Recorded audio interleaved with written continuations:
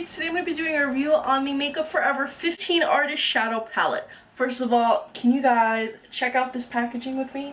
How pretty! Usually I'm a huge fan of packaging, especially when the packaging isn't just the box. Like I was like, oh, it's a cute box, it's got glitter on it, garbage. But the container itself has beautiful packaging. Glitter, and inside we have 15 beautiful shades. Now let me tell you something about this palette. These are not limited edition shades, so you may already have some of them.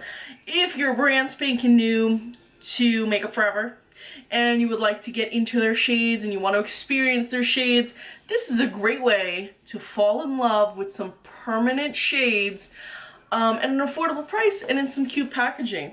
Now, unfortunately, the shades don't have names. I hate that. Like, I hate that. These have numbers. It's like I550 D820. Like, no, I don't have time to be reading like fucking passwords off the back of a thing. Don't like that. But with that being said, I'm going to refer to them in like trios because that's how they're supposed to be treated. Each line here is a trio of shades that's supposed to be like for one look.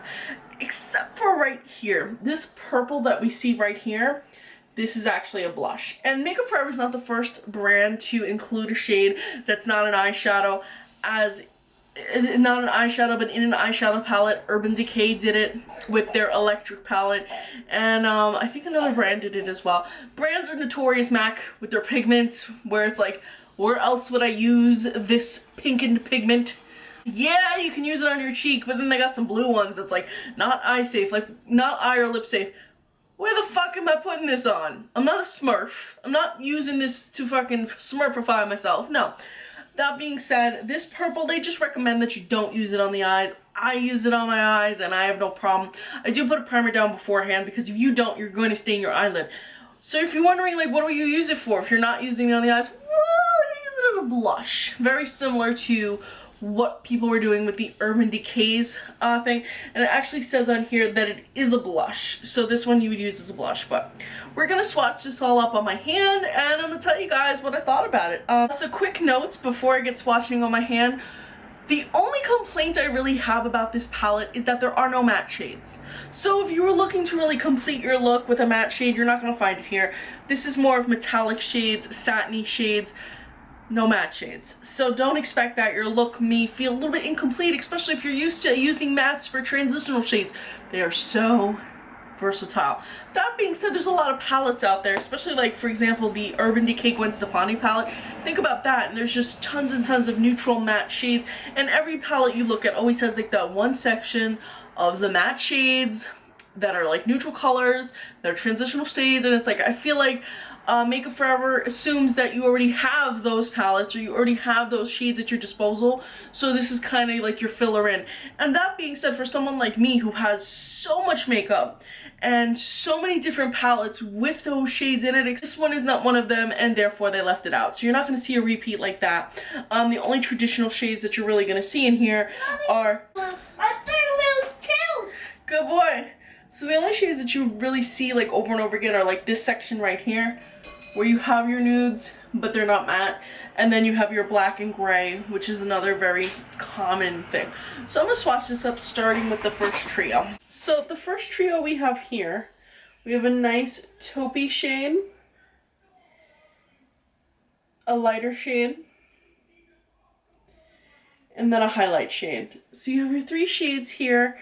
And these are literally perfect for your everyday no makeup look. And also this light shade here can be used pretty much with all of these shades to highlight under the brow or in the inner corner of the eye. The next three are a little bit more noticeable than the first three. So we have this light shade right here. Then we have a pinkened, it looks lighter here, but it's much darker when it's swatched. And then we have a beautiful golden shade. Now these three are so versatile. Honestly, you can use this to highlight or as an all over the lid shade. A crease, you can use this as a crease shade or a lid shade, depending on whether you want this to be your crease shade or you want to do a smoky eye, having this all over the lid. You can use this underneath the on the lower lash line. You can use this as a lid color. You can use this over the darker shade. There's so much you can do, but just remember that this pink looks a little bit lighter in here than it does here. Then the next trio is actually a duo. Like I said, this shade is the one that you would use as a blush. I use it on the eyes anyway. But the first shade is a nice light lilac. Then we have a super pretty plum shade right there. And then the blush shade. But I love layering this shade over the plum shade. I'm going to show you that real quick. I just like how it looks. I like when they blend. I think they blend really pretty together. So I'm not advising that you put this on your eye. I'm just saying that I personally have used it like that on my eye without any issues. The next three are my favorite. This is what swayed me to get this palette. This shade, and of course these two. First shade here kind of reminded me of Parrot by MAC. I think that's the shade it is. It's super pretty. And we have a darker green. Such a pretty shade. These are good for layering too.